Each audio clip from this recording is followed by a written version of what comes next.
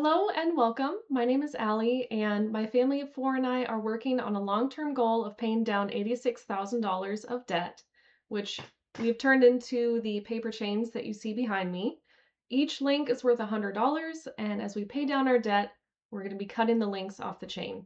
But before we can start working on that, we want to build a solid foundation of stability and save up 1 month of expenses, which for our family is $6,700. So that is the goal that we're working on right now. And we're working on accomplishing that by budgeting weekly and then also doing some side hustles and overtime. So we got a lot going on and we're getting there. We are slowly clawing our way out of this hole. This beginning part is just painfully slow and it's taking forever.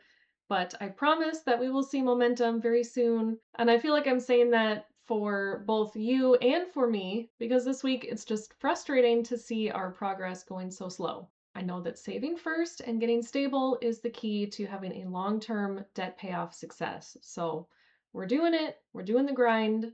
So this week, the only thing that we have going on schedule wise is my son's bowling tournament, which is tomorrow. He keeps swinging from he wants to quit bowling forever to is it Saturday yet and can he do his tournament? He's so nervous and so excited, so it's going to be really fun. Otherwise, we don't really have much going on.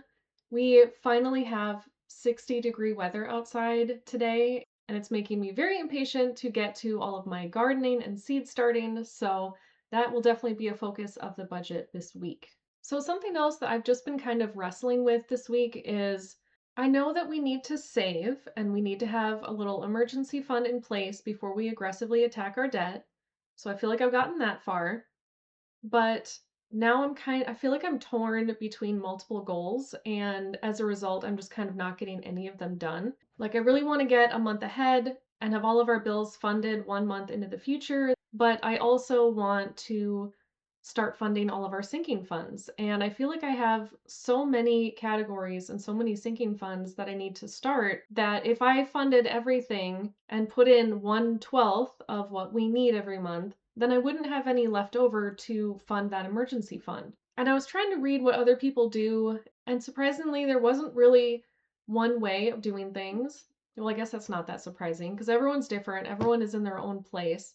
But there's quite a bit of debate about whether you should pay off debt aggressively to give yourself more room in your budget, which allows you to save faster, which I can definitely see the merits of because right now we are on the very edge and we barely have anything left over at the end of the month, just paying bills and expenses and a few extra items. But then you have the people that say, no, you need to get a month ahead. You have to have an emergency fund. That should be your priority. But then you also have the people that are like, no, you have to start funding all of your true expenses because they are actual expenses and they're not discretionary spending. These are things that you have to buy at some point, and they're usually the reason that you're in debt in the first place because you were surprised by them and you didn't plan properly for them. So you don't need to get a month ahead. You need to focus more on planning and saving for those things as if they were your monthly bills. And I think no matter which way you go, I've kind of accepted the fact that we don't have as much discretionary spending as it looks like we do. Some of it definitely needs to be saved, and I just don't really know where to put it right now. I have a few of our sinking funds already started, like I have Christmas already started, and I think I have my Costco one and one for the kids, and one for the summer childcare. But other than those things, I'm not sure what sinking funds I need to be starting or if I should just throw everything at saving up a month ahead and then I can pay debt aggressively. Because part of my issue is I don't exactly know how much to put aside for some of our sinking funds. I haven't been tracking our spending for very long, only about 7 months. So for some of them, I don't even know how much I should be setting aside because I don't have that data yet. So do you start really dialing in your sinking funds after you've been using YNAB for a year or two? I don't really know what to do. And the main thing that has me all twisted like this is the kids' clothes because I'm going to be doing a big shopping trip in April and I think I'm going to spend about $300. So if I do that twice a year, I need to be setting aside $50 every single month. Is that something that I should be starting now? So if you can't fund every sinking fund and true expense, then how do you prioritize which ones you fund and which ones you just find the money for in the moment? And then I just get trapped in this thought loop. If you do sinking funds, do you have like a set time limit that you do your sinking funds for? Like, okay, I'm going to look at all the long-term expenses in the next 6 months or the next year. Or is it a shorter term thing, like only the things coming up in the next 3 months?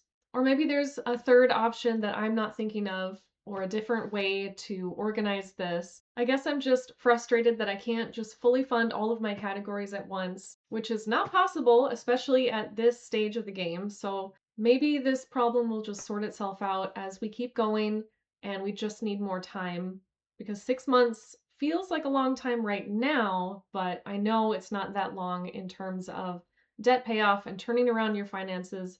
It takes a really long time. You're waiting for paychecks, and that's the only time that you can move your needle at all. So no one really talks about how much waiting there is in a debt payoff journey, because I feel like a lot of the time I'm not able to actually like work on it and do something because I'm just sitting around waiting to get paid again.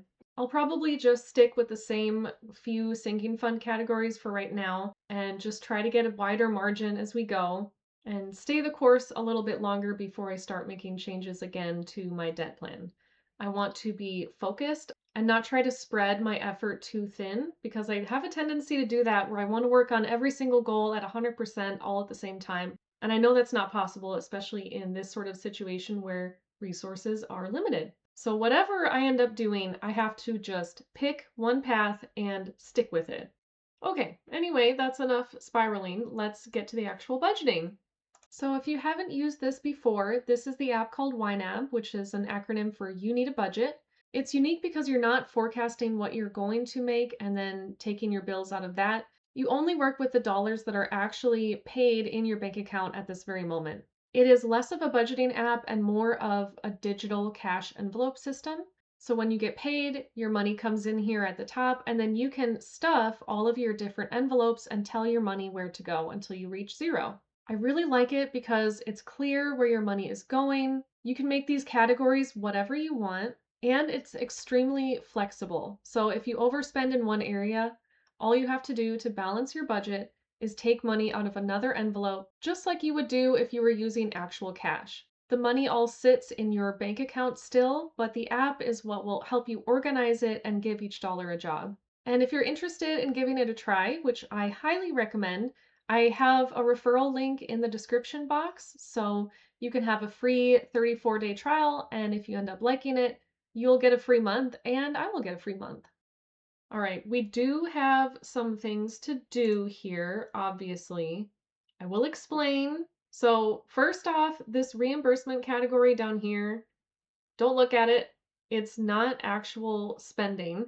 Well, it kind of was. So my sister used to live with us, and she was on our Apple family plan. And we thought we had taken her off of that plan when she moved out and got her own apartment, but apparently we did not.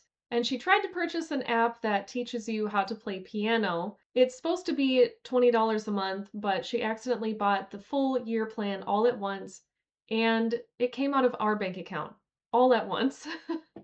I saw this charge pop up and I texted my husband and was like, "What is this? What is this?" And we had to hunt around a little bit to figure out what had happened. So she requested a refund. This charge went through, I think, like last Sunday. So I am hoping that they're still working on it, and hopefully we can just get that money refunded back into our account, and then this whole line will go away. What's funny is that this charge took our bank account balance below $1,000 for the first time in a few months. And I had a moment of like, oh no, our balance is under 1,000. And I just laughed because no way would we have ever had $1,000 sitting in our account like even 6 months ago. So it's really funny to me that I am already used to seeing that number in there, and I felt a little bit of worry when we dropped below 1,000. And I did get drinks last night, knowing that it would be coming out of today's budget, so I'll just cover that and not put anything into our weekly category. Technically, I am doing YNAB wrong. You're supposed to find the money before you spend it, and you're not supposed to spend unless you have the money in your bank account. This is not a forecasting app. This is only spending what you have. So technically, this is kind of a bad habit of mine where I will buy something like on a Thursday night and be like, well, I'm getting paid tomorrow. It's coming out of tomorrow's budget. We will have the money because you can't always count on that. So do what I say and not what I do. Also, we did have $2 left over after our grocery shopping trip on Sunday, but then 2 of our rounds of ground beef ended up having a hole in them, which is very weird. I don't know if that's from when it got frozen or if it was ripped being transported from the grocery store to our house, but as soon as we put them in the drawer and they started thawing, they leaked everywhere and they were open into the air for a while, so I had to go back to the store and replace those rolls of ground beef, which is not cheap these days. But technically, we were $2 under budget for our regular trip. And then Ben had to fill up with gas yesterday because he couldn't quite make it to today's budget, so we'll just zero that out.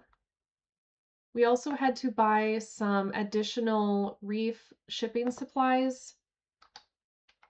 We needed more tape and some more packing materials because we had a few more orders go through, which is very exciting.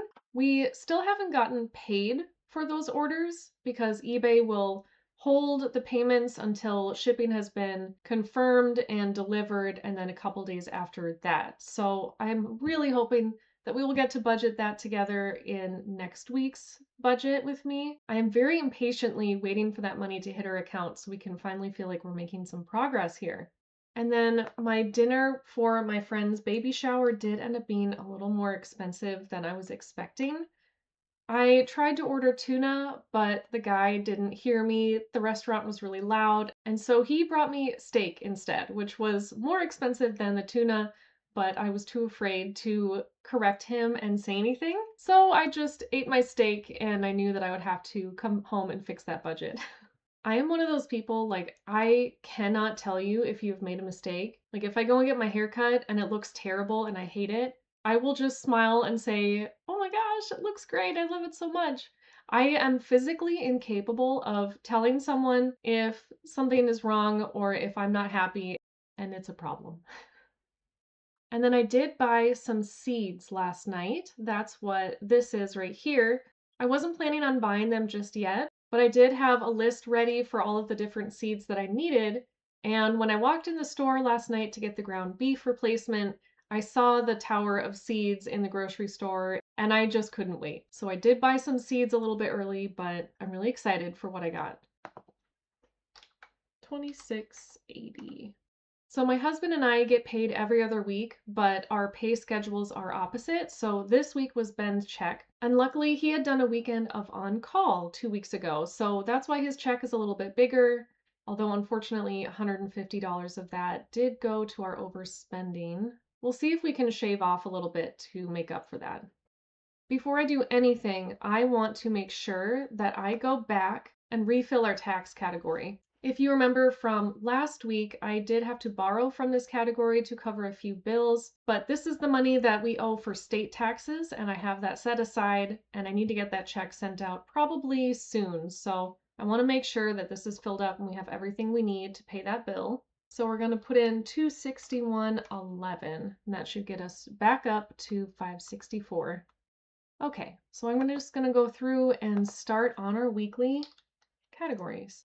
$225 for groceries.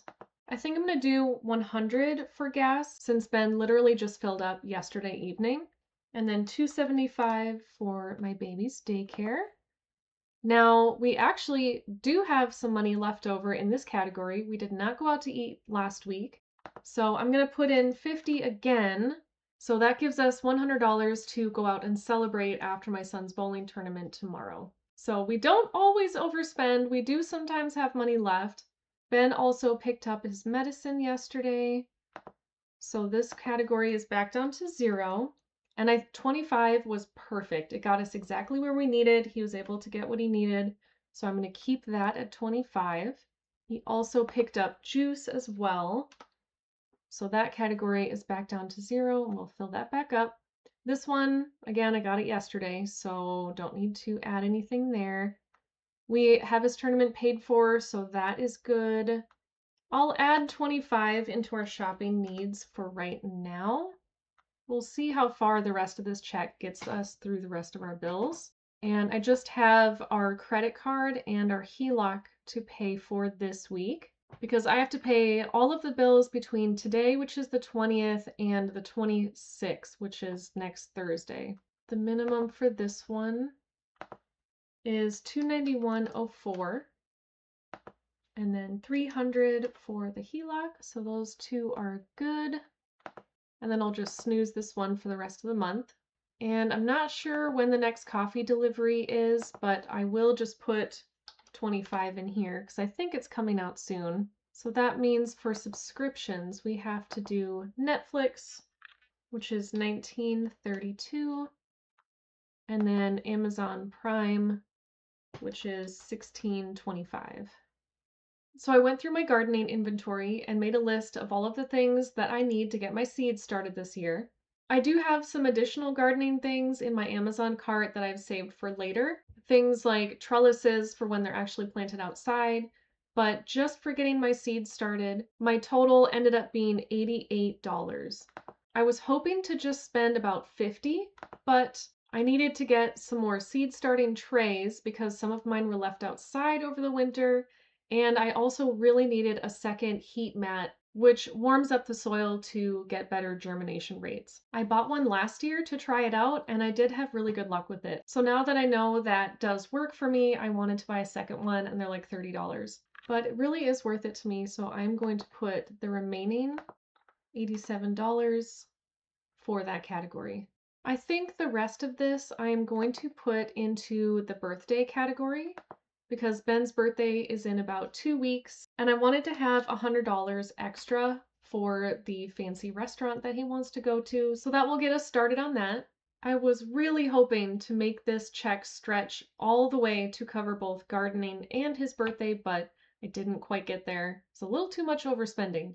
I need to really be better about that, about finding the money ahead of time or just being patient and waiting, but we are working on that. I feel really good that we got everything covered. I'm able to get my gardening stuff, and we filled that tax bill back up. I really don't want to borrow from myself like that too often because I don't want to have myself be short in an area when I actually need it. All right, so that's it for today. I am really hoping that the money comes in from our eBay store next week, so hopefully look forward to that. I know the progress has been pretty slow so far since the start of my channel, but I really think it's going to be picking up soon. Our heating bills are starting to go down, our daycare bills are starting to go down, and I think we're going to finally start seeing some actual momentum here. We just got to keep persevering and doing our best, staying the course. So thanks for hanging out with me, and I'll see you for our next budget with me. Bye!